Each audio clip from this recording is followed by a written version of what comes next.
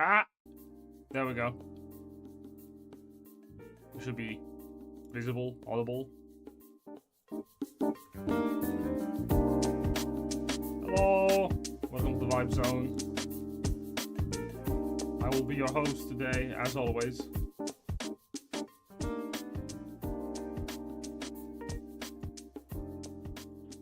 Yeah, there we go. That should be a little bit better in terms of volume, methinks. Another day, another homebrew. Another day, another dollar. Oh man. Ideally, I've done a lot of work in the background just to read through a lot of the 2025 released beasts for their like various unique traits, and what I found out was a lot of them have a lot of overlap. And wow, are a lot of them just very basic. And it makes sense, like beasts are very basic stat blocks, especially for the mindset of like, oh, the druid can transform into them. Let's not make them too weird. Unfortunately, this makes making traits for them a little tough. Because I got here my table, right? And this table has been taken from the Warlock Invocations list. And check this out, how much empty space we've got. That's not good. That's not good at all. So we have to come up with a bunch of custom companion traits. And the more I'm thinking about this, the more I'm like, wow, this really is just Artificer Infusions, but for beasts. Which is not wrong. It's honestly pretty fine.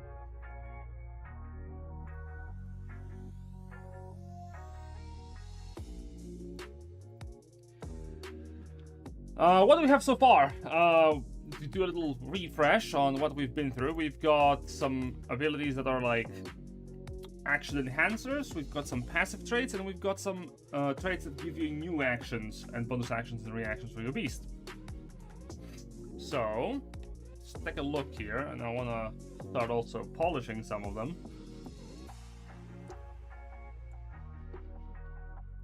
So that we can actually like start writing for subclass traits as well. Because this needs to have like a little level 3 bump. We want subclass for the ranger to have its own segment. And we need to put a lot of prerequisite focused traits. Because a lot of the level 1 ones are basically free to choose from. So you have a lot of options on what you can have your companion like built around at the early levels in terms of versatility.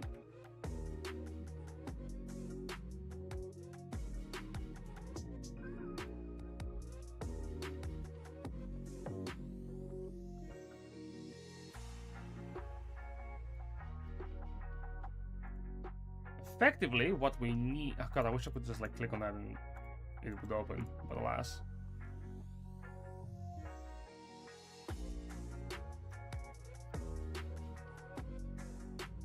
Yeah, we have a bunch of traits that are like animal dependent. And the ranger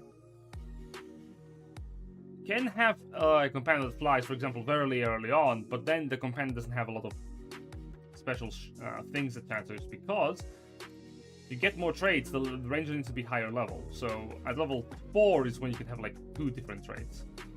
And then level 3, and level 7, for example, you get to 3, and so on and so forth. Like, you get to 4 at level 10. And this is a designing restraint that I might change depending, but like starting with 2, for example, might be the go-to. I feel like starting with two might be the good idea, so we can reach the 9 and 10s up here. How many traits are too many traits, is my thought process. Because 2, effectively, you can basically copy-paste a lot of beasts, archetypically. Like fly and, for example, like winged grants you flight speed.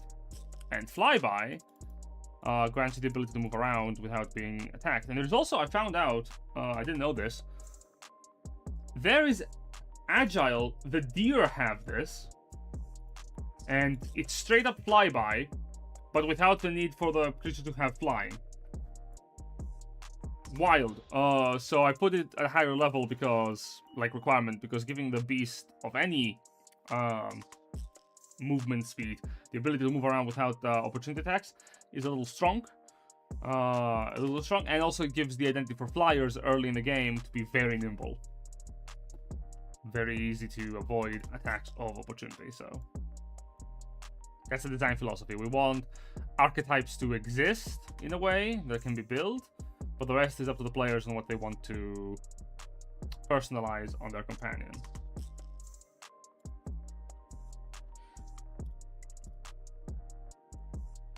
But yeah, I think we will be bumping that up to 2. Makes more sense.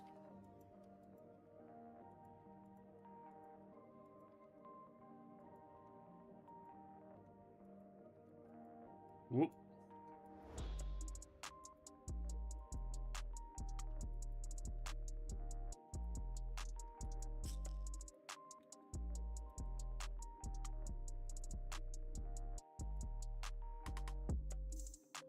Honestly, just doing this might also be fine, just at little high levels. I might change this, but if you're level 20, here's a cookie. You know? Put those traits up to the max, crank them up. So, like, the ranger gets much more beyond that, slaps my knee, cries deeply.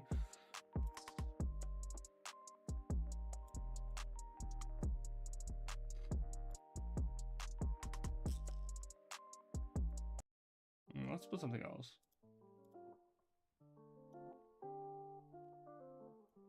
Yeah, that's a good one.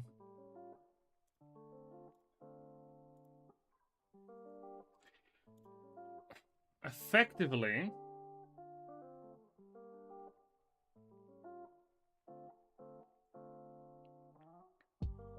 the subclasses will define what traits I have to beware from picking on. Well, let's solidify that a little bit. Let's solidify what subclasses I want to exist in this video game. Tapping my forehead. So the dedicated the dedicated trainer subclass. We're gonna cast the monstrous aimer. What else?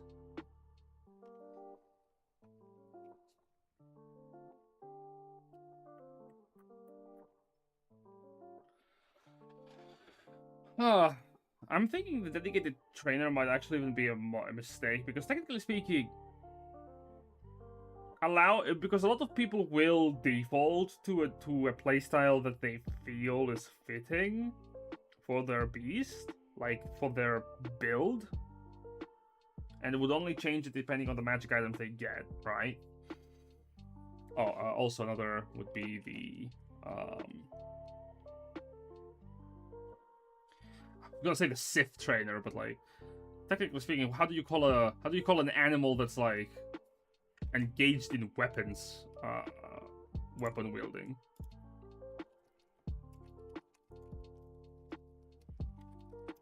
If there even is a term for that.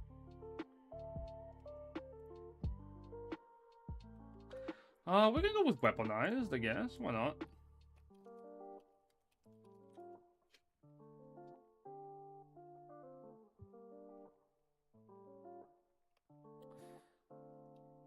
The weaponized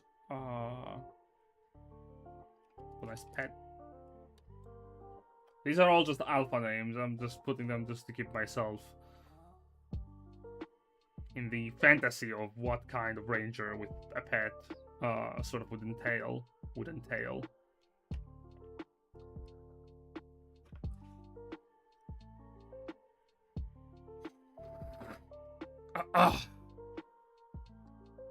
Oh, there is one more thing I should probably change on the Ranger Companion before I forget. This has a pre-built bonus to hit. It is instead, it will be your proficiency bonus, plus the companion's strength or dexterity's modifier. Depending, like, it scales off of the ranger's proficiency, but it also specifically can be augmented with certain companion traits. For example, we have here a trait for Mighty, which increases its strength and con, setting it to 16. And also, by picking the strain, the companion also gets more hit points. Like, becomes, tougher. And later down the line, at higher level, you can pick Dire at level 7, which is a straight up upgrade to Mighty. And it sets the score to 18 instead of 16. And increases the HP by 2 instead of 1. So you are going to be changing traits on different levels, if only to upgrade your beast. Chicken Jockey, I am banning Darkmouse044 immediately. Kill this. Mods, kill this man. Exterminate. But yeah, the idea is that certain traits at higher levels are basically upgrades of previous traits, so your animal does get better with certain things. And it also is for a game balancing reason, so that you have access to certain things very early on, but you do not, for example, have access to the perfect version of the thing. It's the same thing as Flyby, for example. Flyby at early levels, it has the prerequisite of the beast must have flight. At higher levels, you have Agile, which is straight up just the same thing, but it also has the Dex score requirement. So, you know.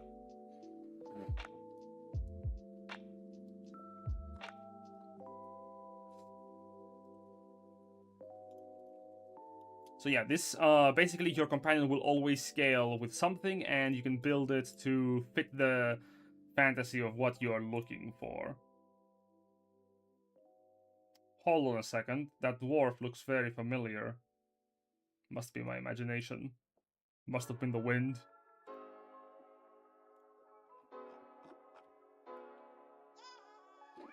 Shoot. I went out of edit. Need to scroll down again. Right. So the weaponized pet is basically the ranger with a companion with a fucking sword. What other subclasses do we have at base? Falls range at normal, right? We have the Beastmaster, the Fey Wanderer, the Gloomstalker, and the Hunter. So we have like 4. We can add 1 more. To make it, we need to add 1 more to turn the 3 to 4, so we are like set on the bases. Cover those up. Monstrous is our fit-in for like monstrosities rather than beasts. And we'll make a couple of companion traits befitting. The Dragon Warden Ranger is also technically a separate subclass, so we're gonna just add it here and rework it to be befitting of this overhaul. 5 plus 5 starred RL could be crazy. 5 starred RL?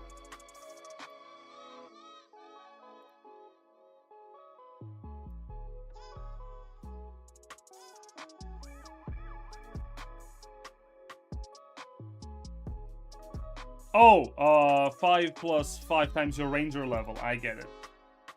Yeah. So that's the HP your companion has.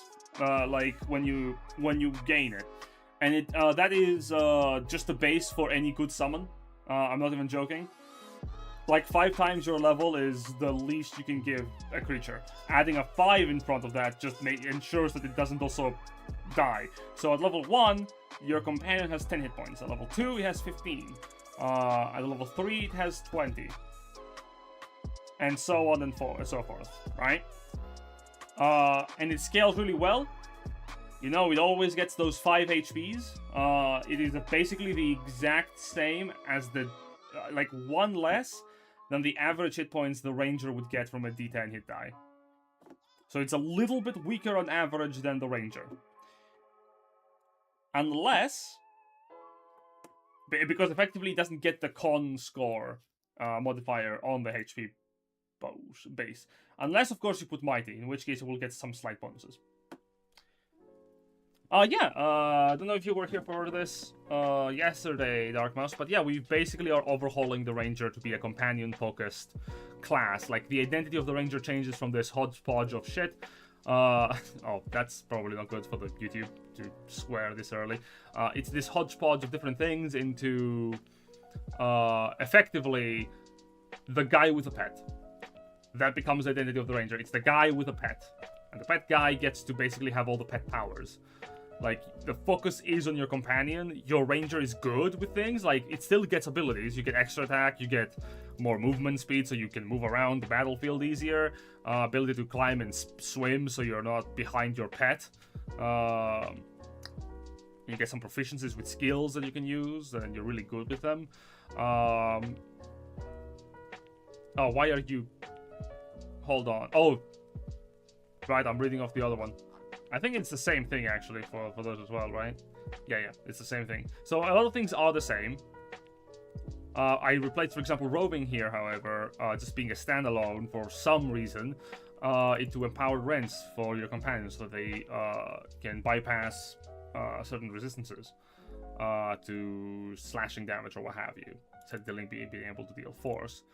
And moved tireless from level 10 to level 13 because this does not work anymore for the Rangers since it's not Hunter's Mark focused. Instead, at level 10 you get Primal Form, and at level 13 you get Tireless, which is better scaled to scale off of your Ranger level and your Wisdom modifier, rather than just a D8.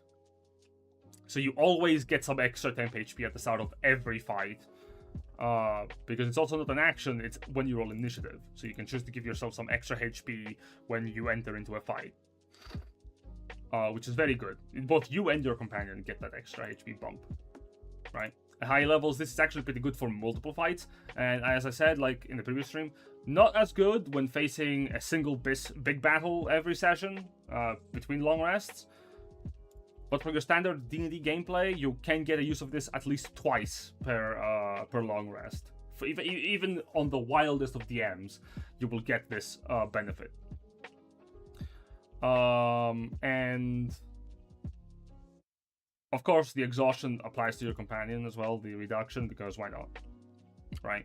It's fine. If for some reason your DM gives your companion exhaustion, here's a way to also counter that. Counter, I say. At level 13, if you're getting exhaustion, you're probably getting it in a few more bumps than lower levels, but hey, can still be good. Nature's Veil also allows yourself to camouflage your companion. Like, a lot of these features are meant to work with a companion. At level 20, it changes the capstone from Hunter's Mark being a D10 instead of D6. Wow, 4 more damage! Holy shit, the potential! Into instead being dominant, which your Ranger companions gaining an epic boon feat. Or another feat of your choice. Give your companion a feat. Why not? Fuck around. Findeth out. As I say it. Give your companion fucking Sentinel. I don't know. Live the dream.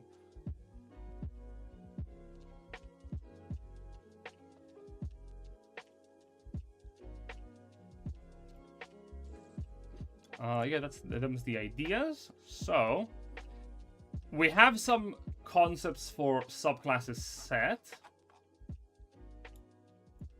Now all we need to do is solidify some companion traits around them at level 3. Because we also still have like different traits for companions to put at higher levels as well, so I don't mind at base level having a lot of options that are generic, and then by level 3 most of the options you get are subclass specific. Like, that feels fitting. I'm gonna give them a little bit of a bold spot, just so that I can see them easily on the subclass. Options. When I scroll down, yep, there they are. Alright, so we're gonna keep this up here. Let's start with an easy one.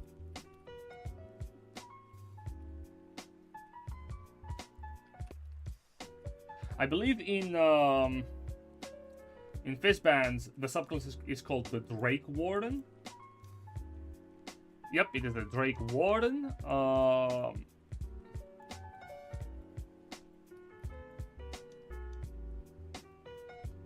Where now it has its own stat blocks, right? For the beast, for the dragon, as it becomes different. And I do not mind that as an idea, because literally it does give them literally traits. That's what makes Scale Warden so fun to play. It's the same thought process that we have for the Ranger. Except, we are not doing this. These are all going to be traits that the dragon will be able to choose from. We're focusing for the Ranger on a couple of things that are important for, essentially, as a trainer of a dragon, what do you get? And then your dragon companion basically gets the option of choosing certain traits. I should be a Ranger IRL. You could use the ferret. Hey, if you have like a ferret, because the companion can be small, it doesn't have to be medium-sized. Oh, that's another subclass I've been meaning to add, and I completely forgot about it. Yeah, your companion can be small, so you can have a ferret that's very dangerous, for example, which is, again, plays into the absurdity of D&D. Like, small creature, very dangerous, right? We're gonna add the big game hunter.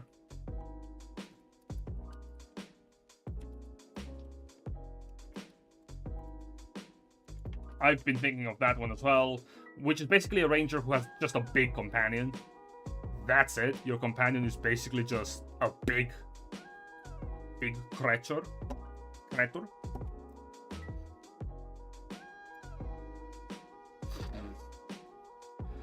Whew. All right, let's get this. Let's get this fucking bread in it. So we're gonna file this off because that's all what we need. What we need are these. We can give context to it once we have built the subclass and whatnot. But for now, this will work well for our purposes.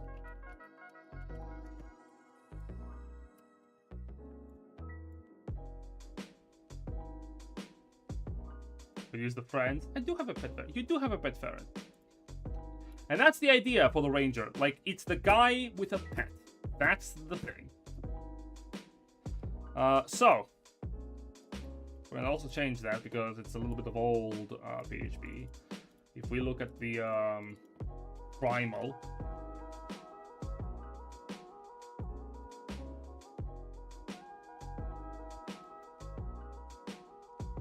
yeah, the Beastmaster. We can see a little bit how we are meant to sort of write this down. Oops. There we go.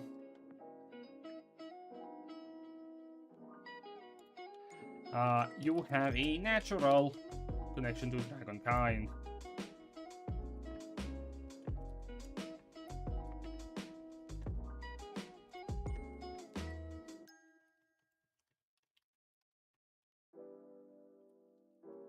You gain the following benefits. Flavor text can be added in post. We can add it in post, chat. We can add it in post.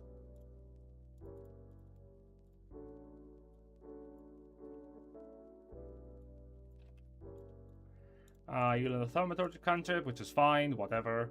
We need some flavor, why not? Tongue of Dragons, you learn to speak, read, and write Draconic, or one other language of your choice. Sure. Oh, is that why you come out all fucked up? Oh.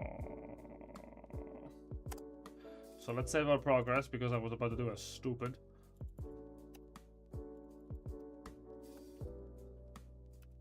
Oh, all of you are syntax this way. Okay, I'm gonna kill myself. Got it. Let's make it normal.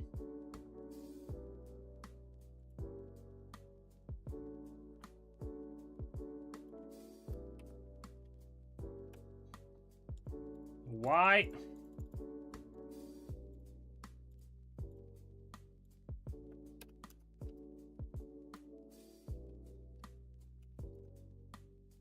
Why are you like this? Yeah! Shit! Alright, we're gonna start this over because this is gonna give me a headache. I'll give you the Dragon Warden, and we're gonna name you Failure.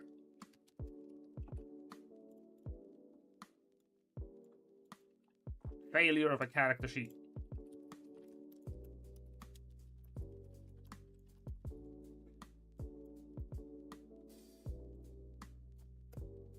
Side and put your head at 3. There we go. There we go. Now it's nicely synthesized.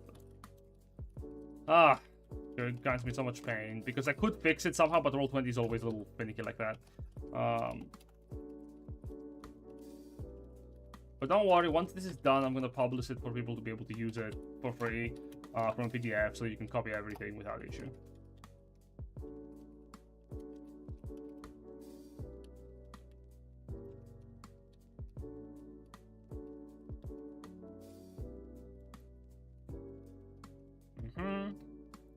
Keep it in the Ranger Familia.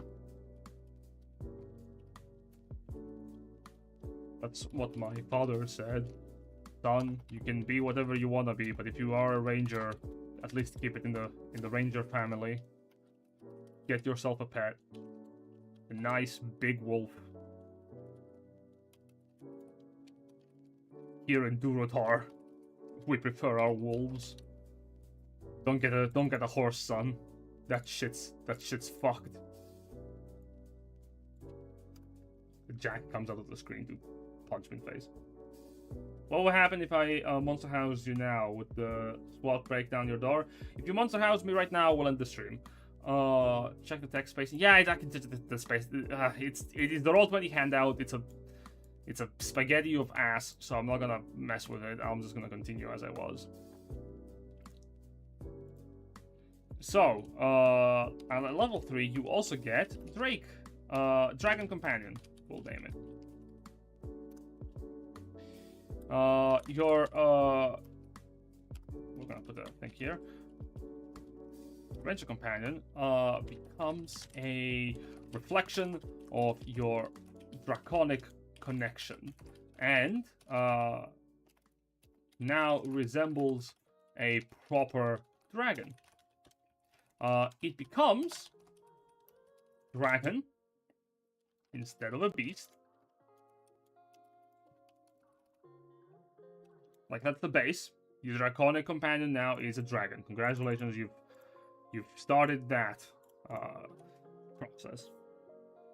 Everything else is basically the same text for what you do. The most important thing is its abilities, because it gets a unique reaction. That's the big thing. And a damage immunity.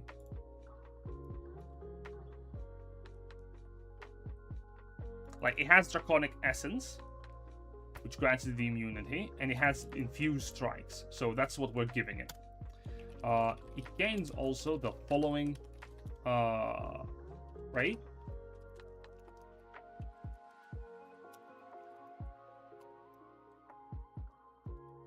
And reaction. Draconic Essence and Infused Strikes.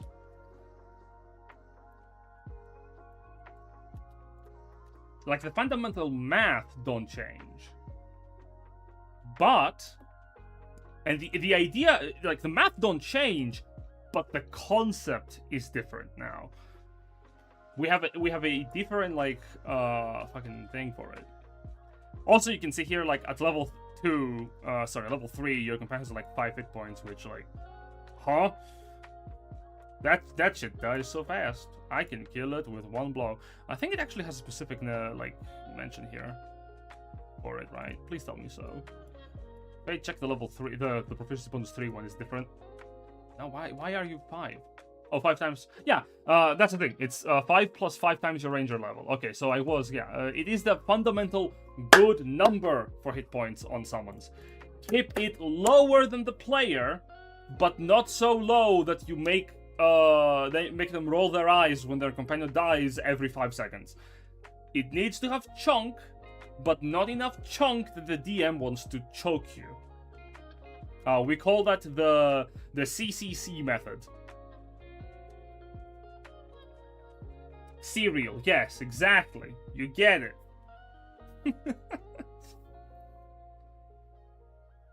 So yeah, we're just gonna grant the Draconic Companion these benefits. So, oh no, you're on bold. Oh no. The Companion has a connection to a specific type of damage associated with its Draconic lineage. Draconic origin, we'll say. Choose one betwixt acid. Oh god, these are the chromatic ones, to be honest. Like acid, cold, fire, lightning, or poison. Like that's the chromatic ones. I might make a separate subclass for the gemstone ones, or the metallic ones. What do you think? Because adding just every optional damage type to be immune to and also grant you benefits to might be too much for a single subclass. We'll see. Because I also like the idea of the gemstone dragon ranger also having a couple of different things in comparison to the others. Congrats on being a level 20. Your companion has 20 hit points. Lamau. If you're level 20, your companion will have actually 100 hit points. Or 105. Oh. And infused strikes when it's bold. When an ally within 30 feet of the companion hits an enemy with a weapon attack, the companion infuses the strike, which deals an additional 1d6 damage determined by its draconic essence. There we go. Easy, nice, simple. And that's the translation. We take all of this and we compress it into this. If your basis, your foundations are strong, this is what you can do with this overhaul. Simple as.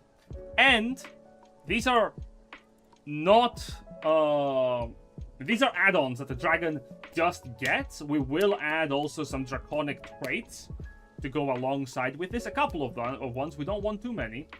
We don't want bloat, but we do want choice. Ideally, 3 traits per every 3 or 4 levels is good for each subclass.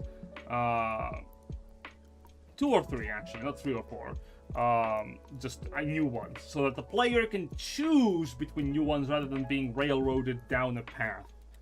That's what we want. We want player choice to feel like a choice and not like, well, that's the path I am building to because that's how the thing is meant to function.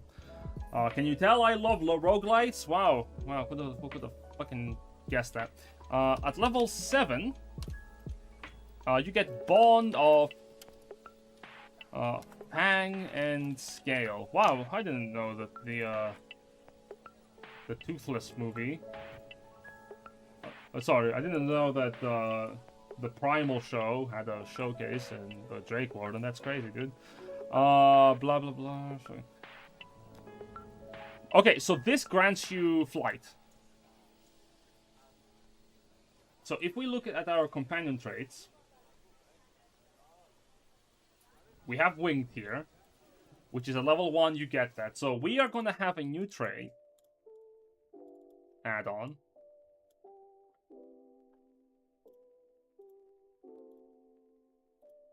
Which is standard flight equal to movement speed. At 7th level, this feels balanced. Instead of winged, we'll call it soar. Prerequisite... None. You don't need a prerequisite for this necessarily. It's a 7th level. At 7th level, your companion can fly without any hampering.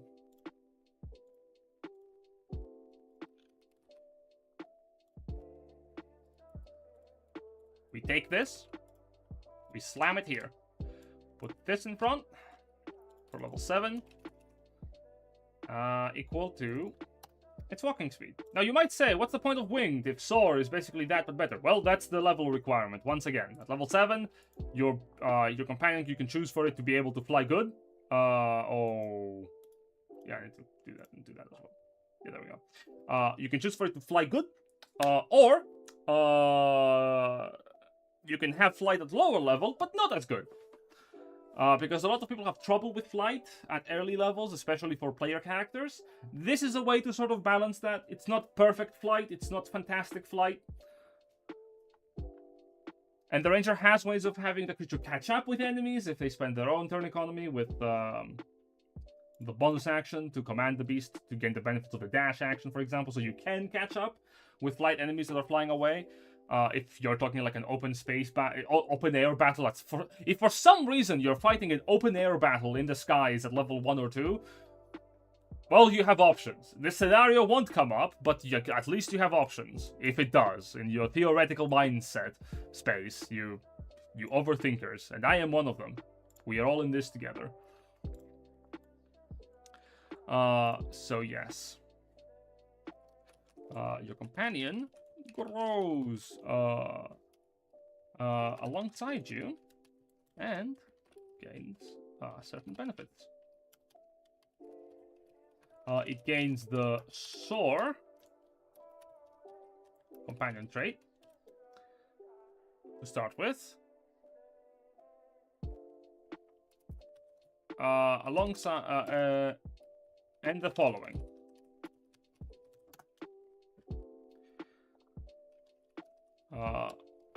Mount. Wait, is it meant to start out small? What the fuck? No, that sucks. Let it be a medium size to start with. Mount.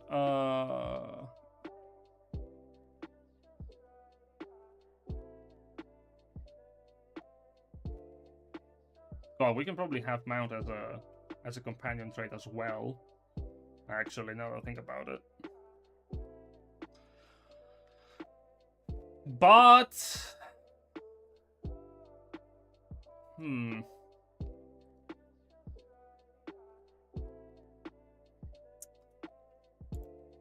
Do I want all mounts to have that option? All companions to have that option? That's the question. Or do I want this to be unique for the Dragon Warden? I think I want this to be unique for the Dragon Warden, and if we have other specific subclasses of Ranger, we add that as a unique trait. So, unique mount, we'll call it.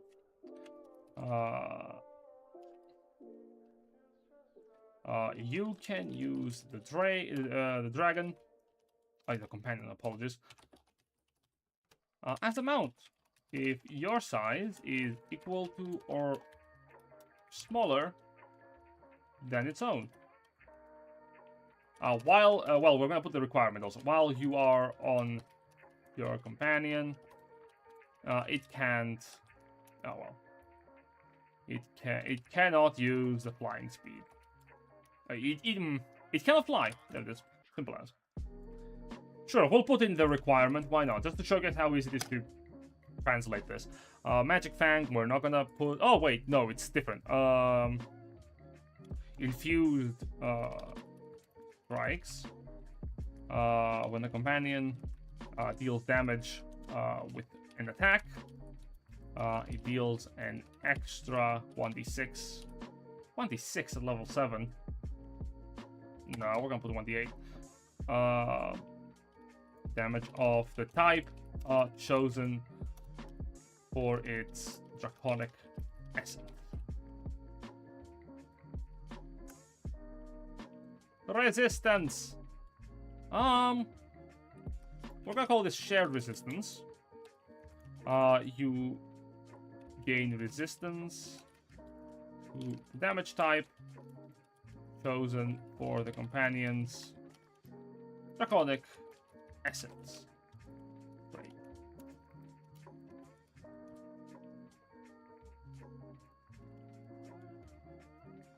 There we go. Marvelous. So if we click that, perfect. Yeah, we're gonna keep this as a unique mount feature because we might give mounts availability to all companions at a higher level as a trade. Because I think also the Drake Warden does that anyway. Let me check. Yeah, it does that at level 15. Woof. Now, I don't think we're going to add mount at all as a companion trait. I think we're going to keep it as it because you can have mounts depending on size and creature size, so it's fine. But the Draconic Ranger gets it. Pre-built. It is pre-built. Pre-built? Pre-built.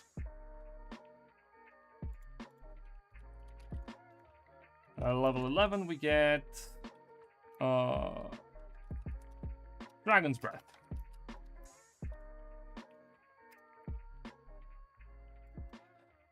Now you can exhale the breath attack. Does your companion get this property? Yeah, so it can be either or. So as an action, you or your companion can exhale a 30-foot cone of damaging energy.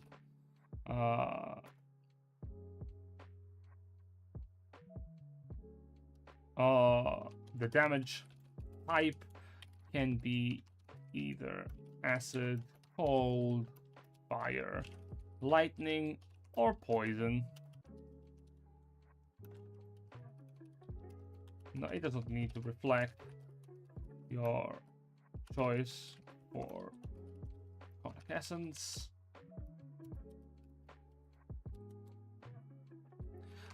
Each creature in the cone must make a dexterity save against your spell save DC.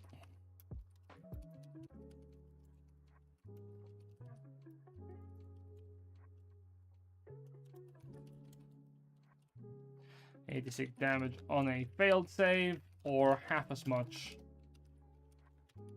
on a successful one.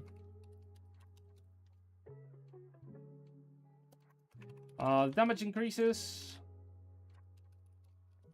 as you gain levels, as you gain ranger levels. 10d6 at 15th level. Ugh, that's pretty sad. Yeah, that is really sad. We're gonna go with 12d6 at 15th level. And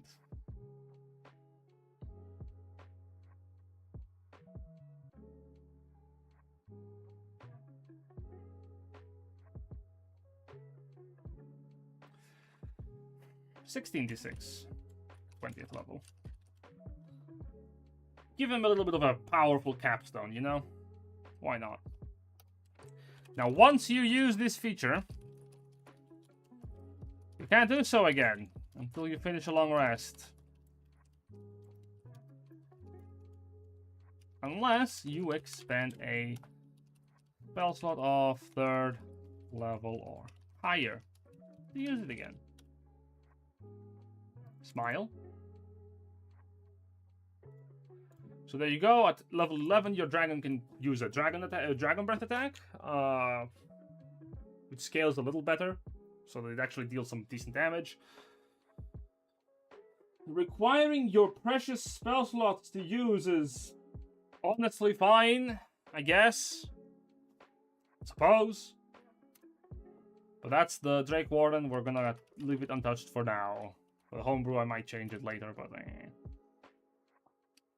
Perfected Bond.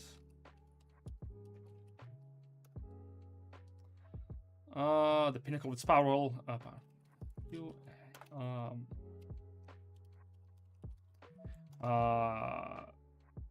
Your companion transforms into a near perfect representation of a true dragon. It gains the following benefits. The following traits, actually. Empowered Bite. The Drake's, the companion. Oh, fuck.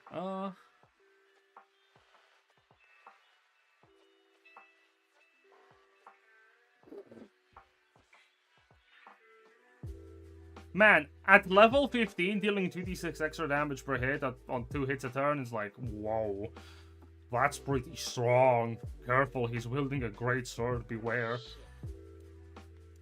That shit's busting. God, I want you to be a D8.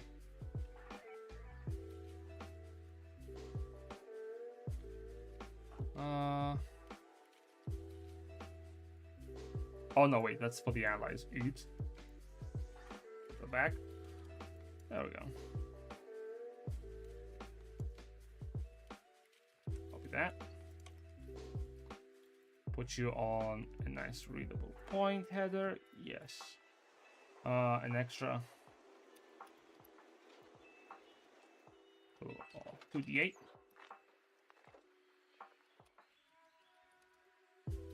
Actually, I'm not sure I'm combined with. Is it infused strikes? Yes. If we're gonna be this fucking ass about warding, we might as well do that. Larger dragon. The companion grows to large size if it isn't as big already.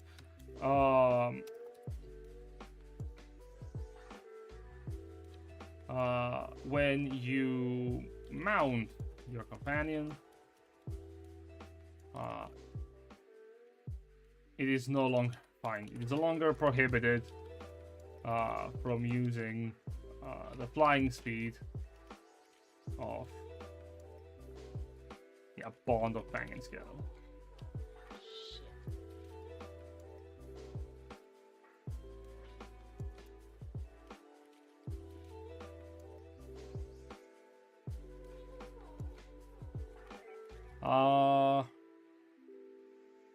I'm gonna give this to reflexive resistance is a way to name it, but we're gonna call this shared scales. When either you or the companion take damage while within 30 feet of each other, you can use your reaction to give yourself or the companion resistance to that instance of damage. You can use this reaction a number of times equal to your proficiency bonus, and you regain all expended uses when you finish a long rest.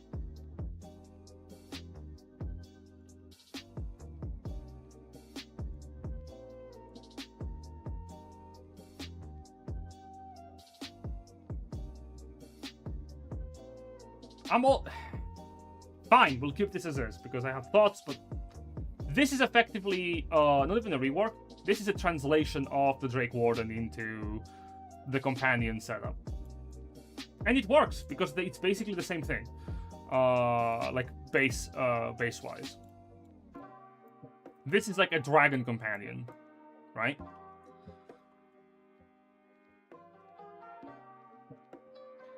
So effectively, you have like a young dragon with you throughout, which grows from wormling all the way to young throughout the course of your adventure.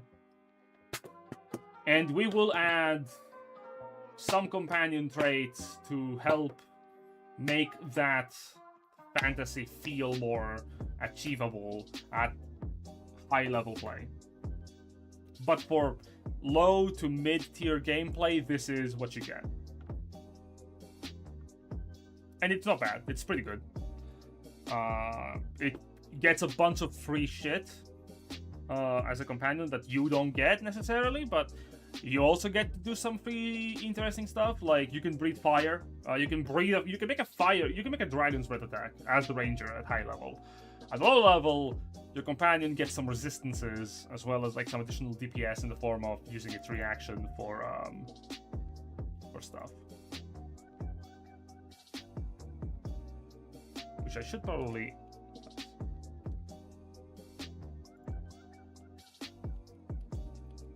can use a reaction to infuse the strike. Oh. Marvelous.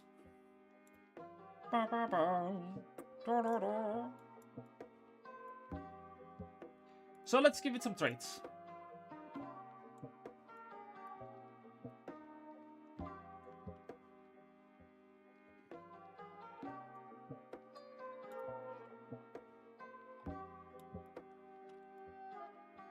What defines a good dragon is an excellent question that we have to ask. Because certain dragons have certain abilities. So let's get a look at our young ones.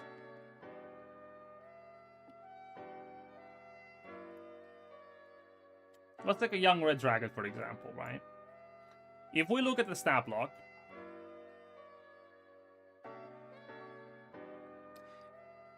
it actually does not have that many unique traits. It's actually very basic. The big lizard that fires fire with flight and good stats. And fundamentally, that's all it needs to be, which you can actually emulate with our trait system already. So what can we give it to make it stand out? What can we do to make it feel unique?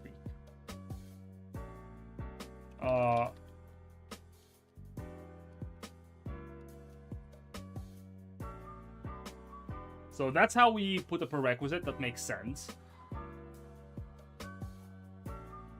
Like, this is only for the Dragon Companion subclass, and we're gonna name this...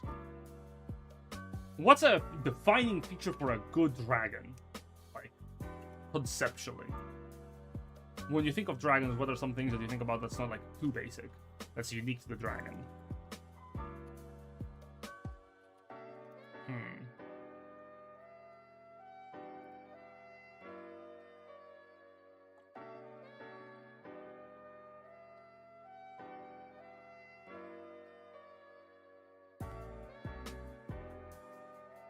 Ah, my eyes. Ah.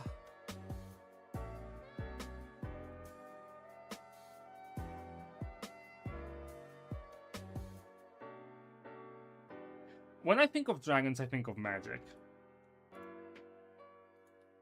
So, why not?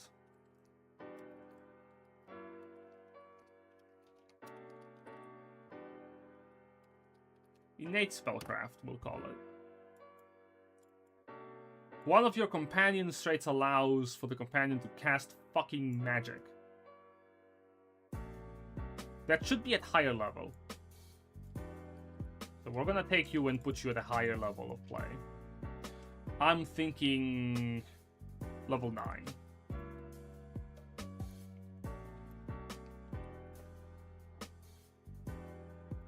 And for something low level... So for something low level, what would be a good one? Magic and dungeons. Wow.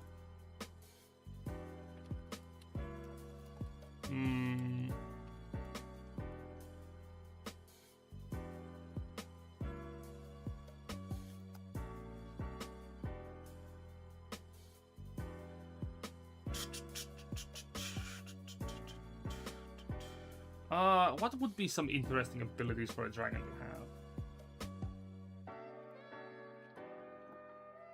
For not even like a dragon to have, like a small dragon.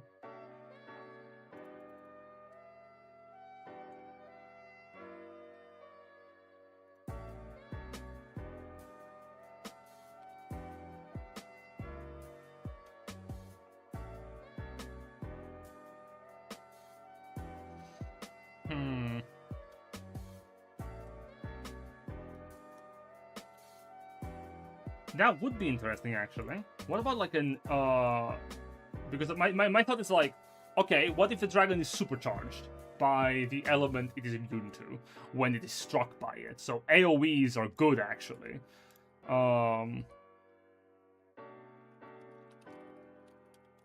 Essence overload, we'll call it.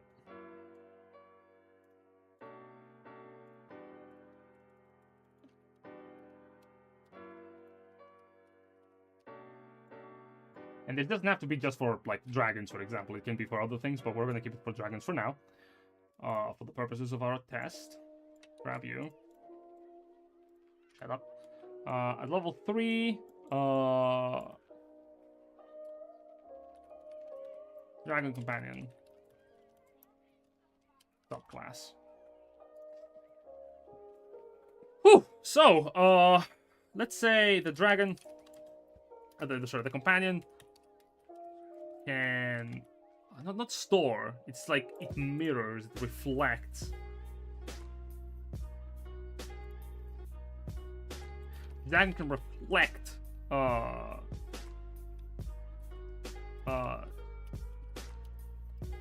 damage that it is immune to. Immunity to. Oh Jesus. Immune to.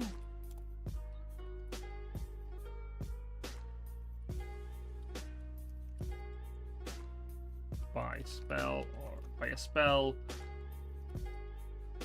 or an attack. When it does so, it creates a 5-foot emanation, let's say.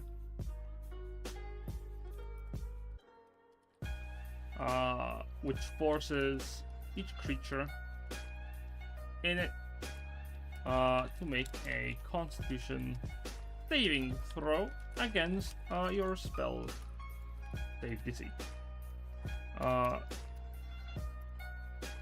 On failure, deals. Not deals. How much damage should this be? I'm thinking like at level 3.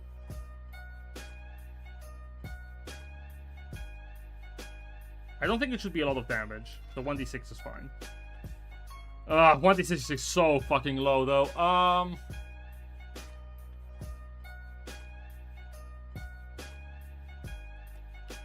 2d4.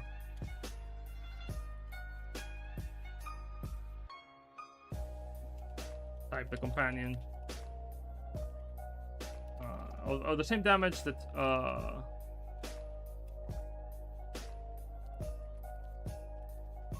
its effect on success, half damage.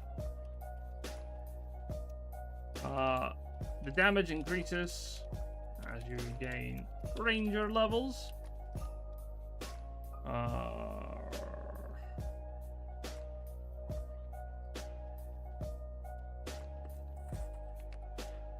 34 at 5th level.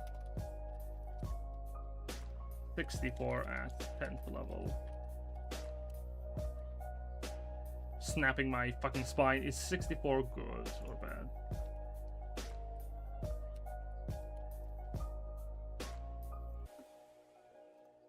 This averages to 15. Where 5d4 averages 12. Yeah, 15 is fine for level 10.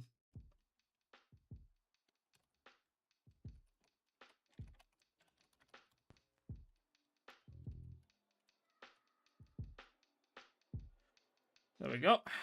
Give it a couple of bits of damage scaling as well, and voila! voila, we have a little emanation burst for the dragon subclass stands. Hi, welcome back, Gifted Gabby. How am I doing today? Sure, I'll hydrate. Oh dear God. Water, my one weakness. Why? Why am I weak to water? Why?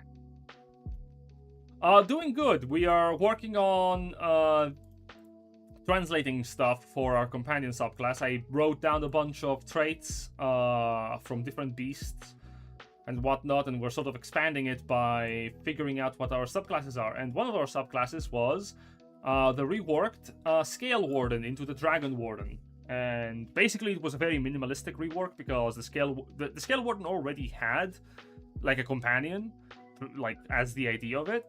It's just that it gets free traits, and the abilities are pretty much the same.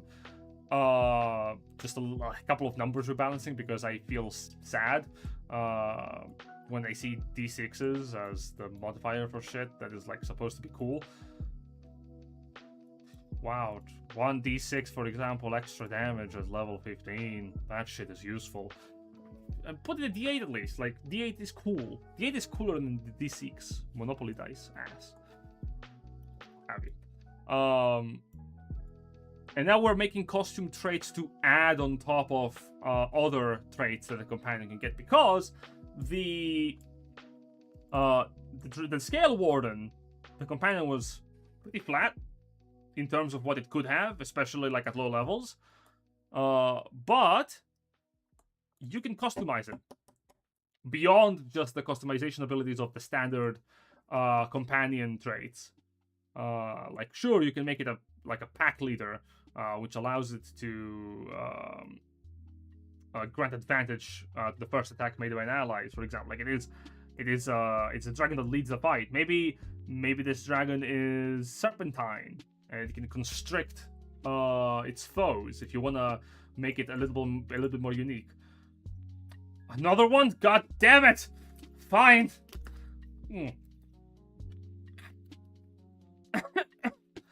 I would actually consider myself a rock type because I am basically stuck in one place for a long period of time, and if you don't put me out in the sun, I'll probably grow moss. Water. Weakness. Yeah, now we're making a couple of other options for traits. And we want to have, as I said before, like 3 to 2 options every three or so levels, just to allow for player choice on how to customize your companion.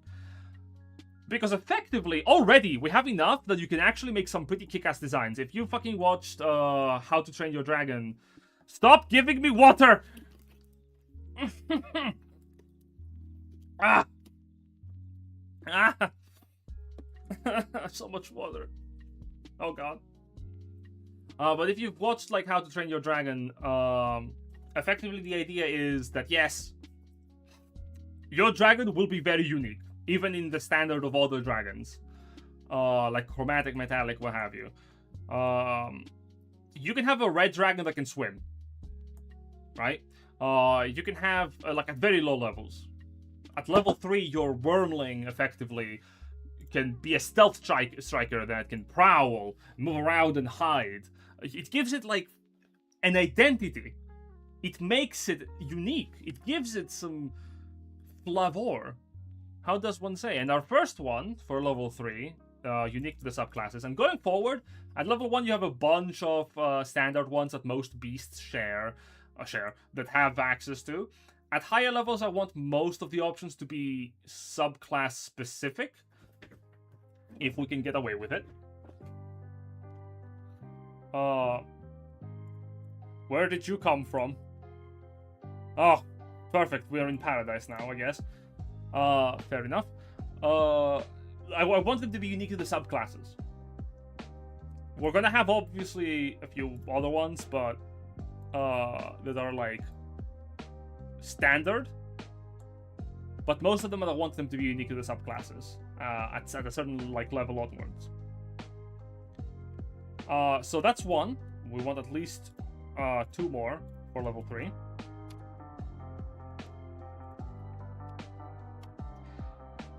And I'm thinking of abilities that and traits that dragons would have that are unique and interesting. So the emanation is cool.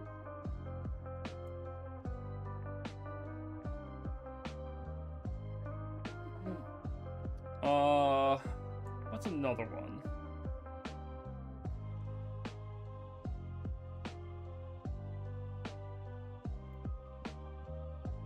What would be another one?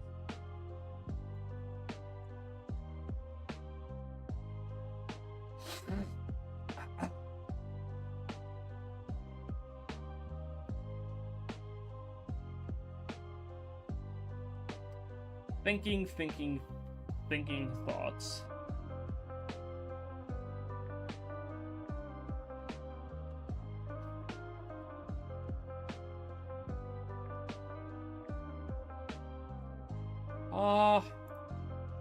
What if it is like a... Its infused strikes are good. We're not gonna change that by giving a trait that does it passively.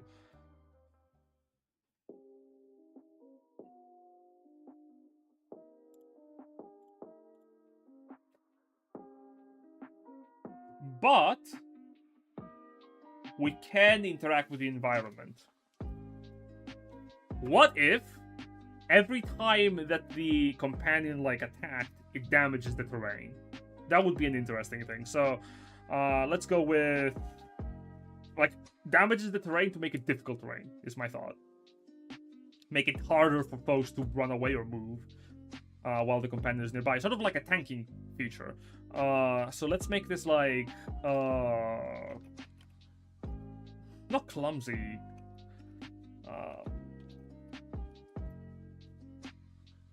Rainbreaker. There we go. That's fine.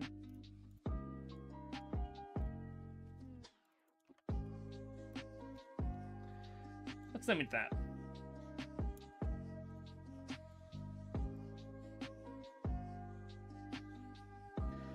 The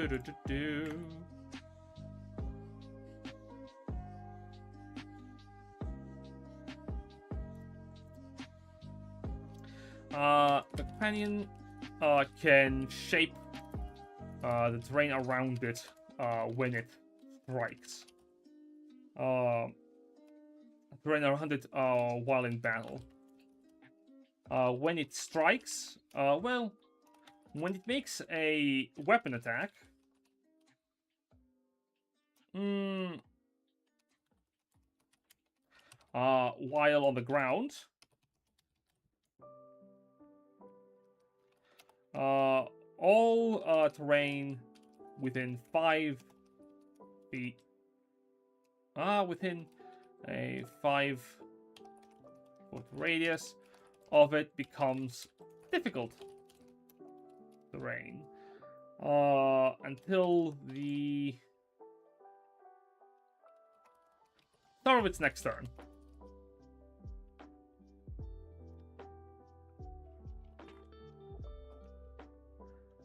There we go. Nice little thing. And let's increase the terrain's radius while you gain the levels in the ranger class. So as you gain ranger levels, so that it scales. I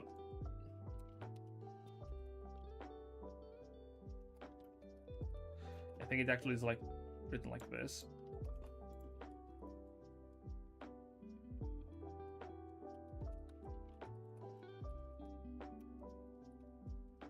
That level,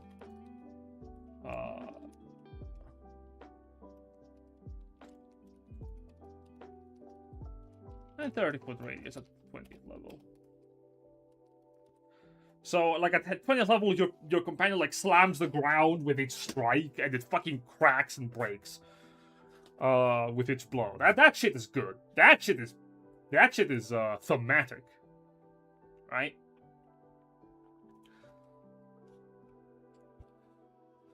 Of course, this is difficult terrain for everyone, so, you know, at high level it's less of a problem because people can fucking warp around like X-Men, but at low levels, even a 10-foot radius, for example, at 5th level is pretty good.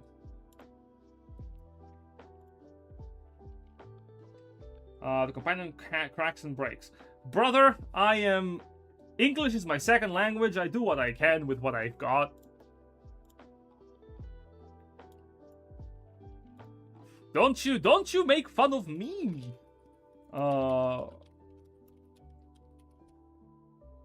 This could also be for the monstrosity, like the monstrous tamer subclass, like an option as well. I don't mind overlap. I don't mind overlap between certain traits, especially at low levels. Make them feel a little bit more coherent, cohesive, what have you.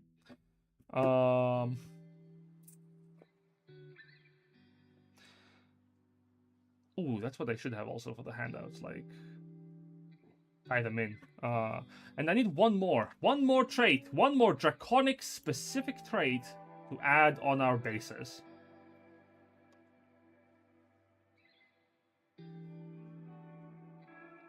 So we have tanking, we have a unique form of DPS by making AoE attacks that would not harm the companion, so the harm possibly foes. Oh, speaking of which, I need to put a little caveat on Essence Overload. Once per turn. There we go.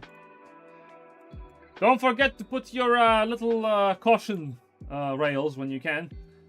The deck of many more things. Shut up! I'm not putting the deck of many things on my beast level 3. We're not doing this. It doesn't play poker at level 3, okay?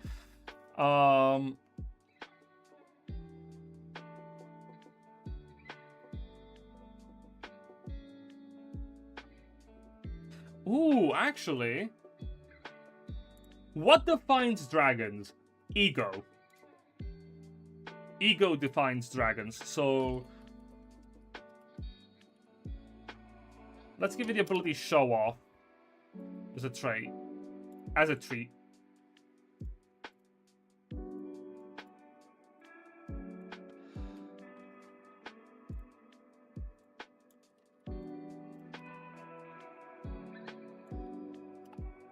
When an enemy drops to 0 hit points within 10 feet of the companion, it can use a reaction to boast.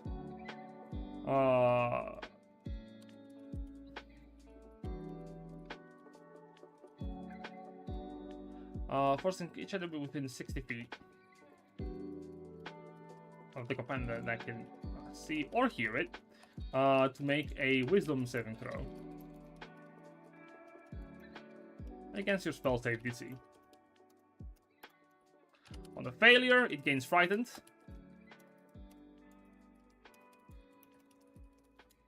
Until the end of its next turn. On success, it becomes immune to this trait for the next 24 hours.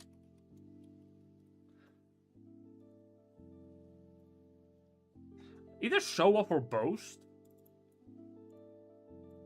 Has to eat defeated enemies. Treasure. Oh, those are both good. Specifically, eating defeated enemies. Which I will actually leave. Oh, do I prefer that? Look at some of the specific draconic feats as well. We can look at the draconic feats. Yeah, we can have a look-see. Oh yeah, fist ban. Give me the fist ban. Here's my ban, if you know what I mean.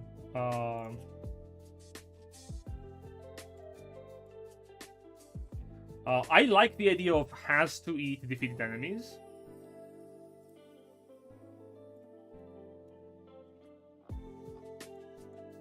Dragonborn, sorry? Both are good. I don't want race options to be defining for companion traits necessarily if we can avoid it, because already for the dragon, for example, shares a lot with the Dragonborns. So I don't want even more overlap. Like, that's just the thematic connection. it being able to consume beaten foes for like a boon, like a benefit, short term, like that shit is good. So we might check that in a moment. Conceptually, we might add another one straight up. I prefer boast rather than show off, but it is small. We'll keep it show off. Like, this is a small dragon. It's showing off. It's breeding. It's scaring its foes by fucking showing off.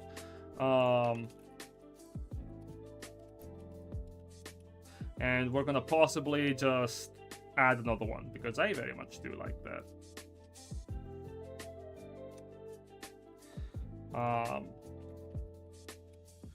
Feeding. Feeding what? How do you name this? Wildland Dracon. Bit like a lizard folk. Not a feature for those to give ideas. Yeah. Like, give it some traits that are appropriate for lizards. It's not a bad shout. Feeding Frenzy. That's a good one. That's a good name. Thanks, Brain. You're welcome. One. So, this is the last one for level 3.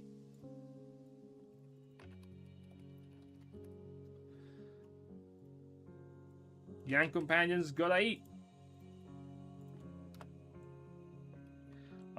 When an enemy drops to 0 hit points within 5 feet of the companion, it can use a reaction to enter a hungry frenzy and consume the remains of the fallen foe. In doing so, I'd be intimidated by a small dragon personally. Like, if a lizard larger than, say, a meter showed up in my kitchen. Yeah, the companion can be medium or small, especially at those levels. So imagine like a lizard the size of a dog. And when I say a dog, it can be as small as a chihuahua, which is still fucking big. Or it can be a husky. It can be a dragon that's like a lizard the size of a husky, as fast as a lizard, moving around. That shit is... I love lizards. But that shit is... Yeah, a Komodo dragon. Yeah, that shit is... Yeah, as an aerial example, a Komodo dragon is perfect. Like, that shit is scary. If you found that in front of you, yeah, that would be pretty frightening. If it was chill, it would be perfect. But coming up to it and, for example, seeing it feed in front of you, yeah, that would be scary. Doing so, we're not gonna say doing so, that limits my vocabulary. The companion regains hit points. How many hit points do you regain, companion? Let's make this a straight up cure wounds, like 2d8 plus your wisdom modifier.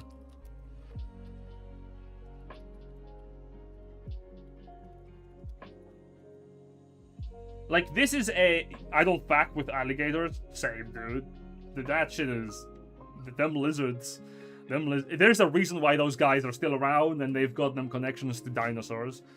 You don't mess with alligators. You don't mess with the big lizards. They've been around a long time. What just happened to my fingers? Consumed. And we'll actually scale this a little bit.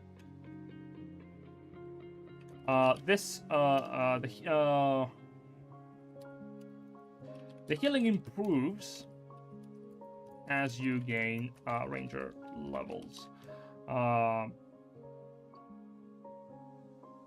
Sure, 3d8. Sorry, the dice improve, we'll say. From 2d8 to 3d8 at 5th level. So it's like a mini second cure wounds. Like almost second level at 5th level with the new system, but 3d8 is pretty good still. Is it better to just straight up allow it to cast cure wounds at 2nd level at 5th level if it hits a foe? I think it is. I don't think it matters that much. to 68 at 10th level. Because remember, something needs to die next to it in order for it to feed. We'll probably add also a stipulation for how often it can regain hit points this way, so you don't just feed a chicken to your companion to feed it for free every 5 seconds. So 68 at 10th level, 88 at 15th level, and 28 at 20th level.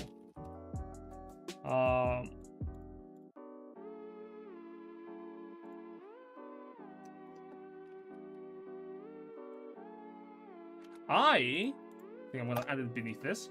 No, we're gonna add this above this because technically this is a condition for how often I can do it. The companion can regain hit points this way a number times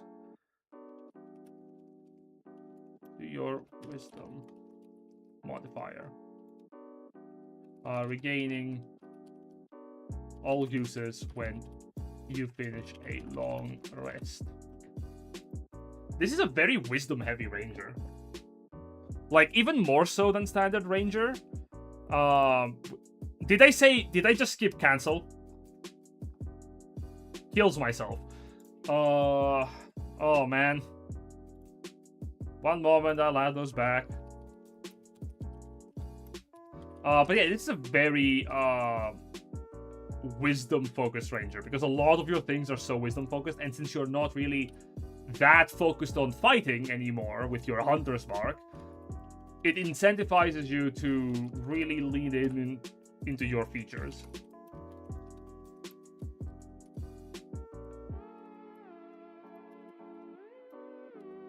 Thankfully, it's not that much work. Alright, and we have the bases. Like, we have the basic companion traits that can define a little bit more your dragon, beyond even all the other traits that they can. Again, I very much like the idea of a coiled dragon. I fucking love this, conceptually speaking. Mechanically, it might not work perfectly because, well, it is really good still, like constricting a foe, grappling it, what have you. It might not be that action economy, frankly. Maybe it has to be fresh, like Revivify. It has to be fresh, as in it must have just died for it to work. Otherwise, you don't get it. That's why the healing is so high. If an enemy drops 0 hit points within 5 feet of the companion must be right next to it. It must use a reaction to feed. In that moment, it's like hungry dog situation. You put the food in front of it. If you put the food in front of it, and there's too much of it, and it won't eat it all at once, or if you put it somewhere else and it doesn't know about it, then it might not even eat it at all. If you have a pet, you know. Is it just me? Is it just my pets? Who knows? But mechanically, it has to happen right then and there. And if it does, you're rewarded with big heals. Big heals for your big boyo. Perfect. We have the fundamentals. What time is it? We've been streaming for 1 hour and 27 minutes. Alright, we can keep going a little bit more. We can flesh out some other features. So 6 levels later, you get innate spellcraft. Your companion can cast magic, because a lot of dragons can use magic.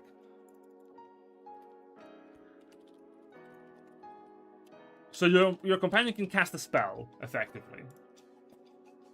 And you can feed your companion a spell slot to repeat the casting of that spell, is my thought.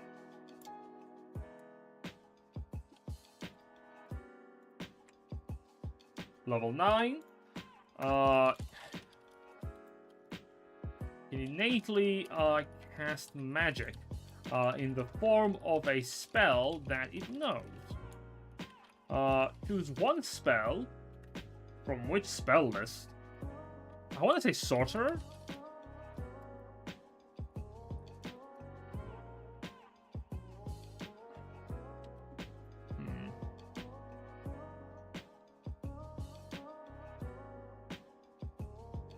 It's a single spell that the companion can cast. Choose one spell of second level or lower. Can innately cast that spell without expending, without using material components.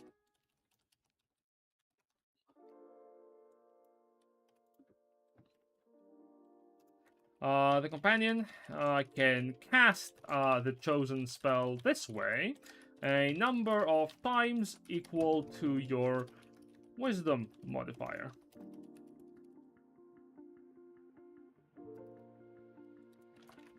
Regaining all uses when you finish a long wraith. It can also cast the spell if you expend a spell slot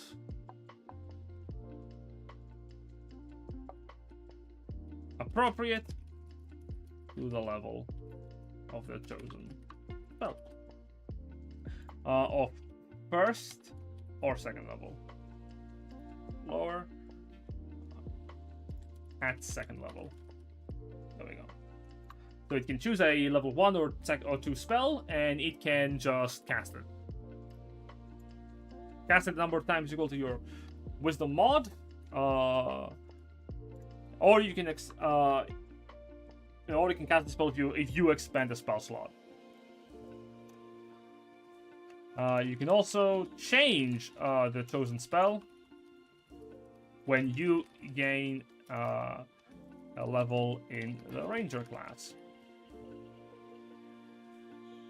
So it's a little harder to change the chosen spell, but if you know what you're going for, you won't have to choose.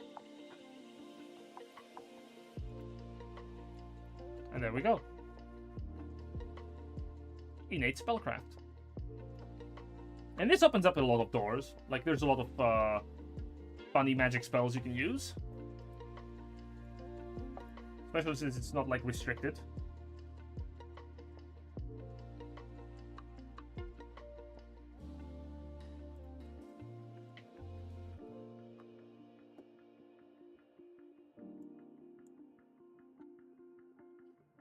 Oh god.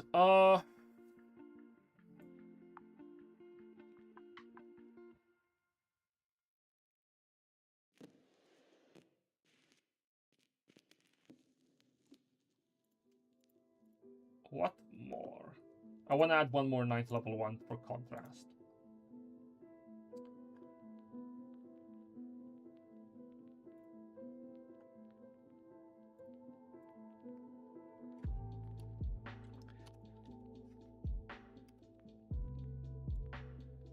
Because when I think of adult dragons, for example, what do I think of?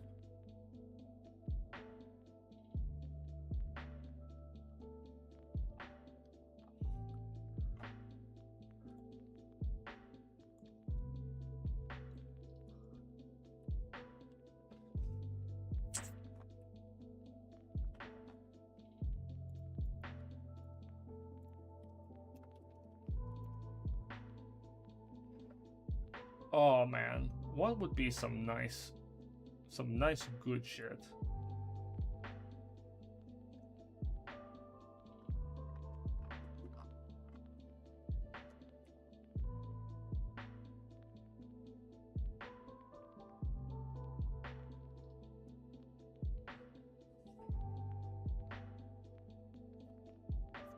Maybe a sort of rage effect that activates when the ranger goes down. We can have a rage effect. Draconic Fury.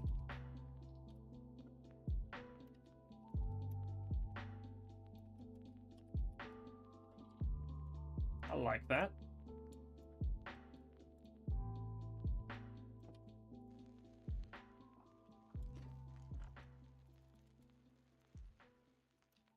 Dragon Fury. Enters a state of enrage when it sees an ally fall in battle.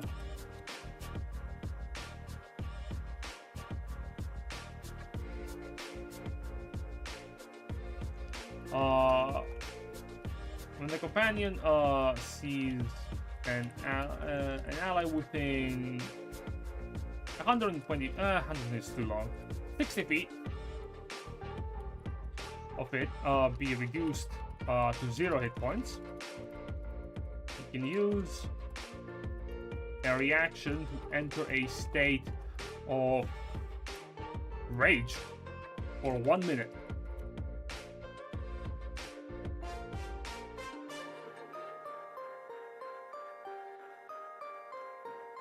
It enters into rage until until the end of its next turn, or 1 minute if the ally was you.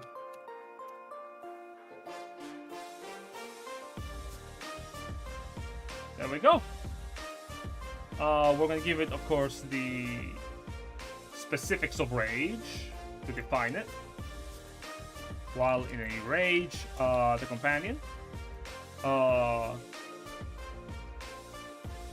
has resistance to slashing,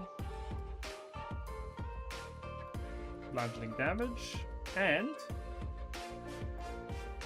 it gains a +3 bonus on attack and damage rolls. It's a mini barbarian that only triggers when you when it sees a friend go down. It can also, let's say it can. No, we're not gonna add more than that. That's fine. This is fine. This works. Draconic Fury.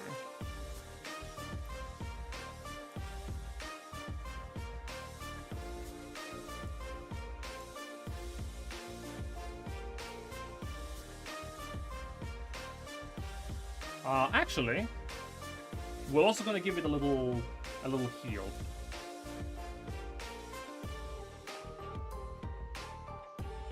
When enters the rage, the companion regains how many hit points would be? 15 hit points, we'll say.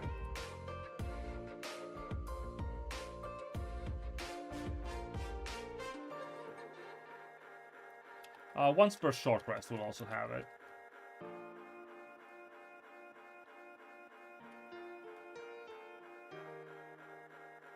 There we go. Once per short rest, when the companion enters rage, it regains 15 hit points.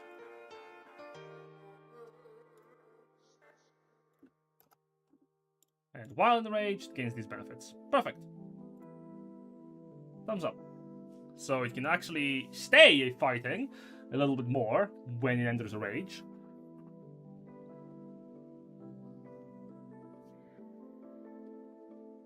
And also have a little bit of more staying power with its innate resistances that last for the rage. Very good.